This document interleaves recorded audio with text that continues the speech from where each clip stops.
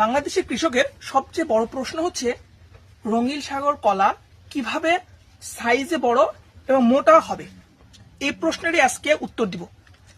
আপনারা আমাদের যে কলাটা দেখছেন এটি দেখেন যে সাইজে প্রায় 10 ইঞ্চি, এবং আমি যদি এর বলি তাহলে দেখছেন এটা কত মোটা। এটা আমরা আসলে কিভাবে করছি? এটা করার জন্য আমরা কোনো রকেট সায়েন্স ব্যবহার করিনি। আমরা বাংলাদেশের বাজারে যে প্রচলিত যে কীটনাশক রয়েছে সেটি ব্যবহার করেছি। সেটি হচ্ছে কি, সেটি জানতে হলে আমাদের পুরো ভিডিওটি দেখতে হবে। আমরা কলা মোটা এবং সাইজে বড় করার জন্য দুটো জিনিস ব্যবহার করেছি।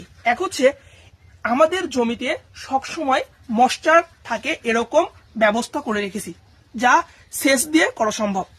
তার সাথে সাথে আমরা একটি রাসায়নিক উপাদান ব্যবহার করেছি, যেটি বাজারে জিব্রারিক অ্যাসিড বলে বিক্রি হয়।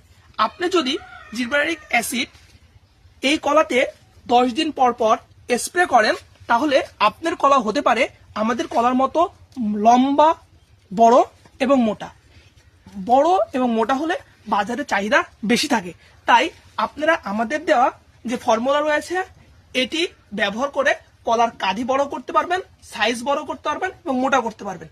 আর কলা সম্পর্কে যদি আরো তথ্য দরকার হয় তাহলে আমাদের স্ক্রিনে দেওয়া নাম্বারে আপনারা কল করে আমাদের সাথে যোগাযোগ করতে পারবেন। সবাই ভালো থাকুন, সুস্থ থাকুন। দেখা হবে আবারও নতুন কোন এক ভিডিওতে।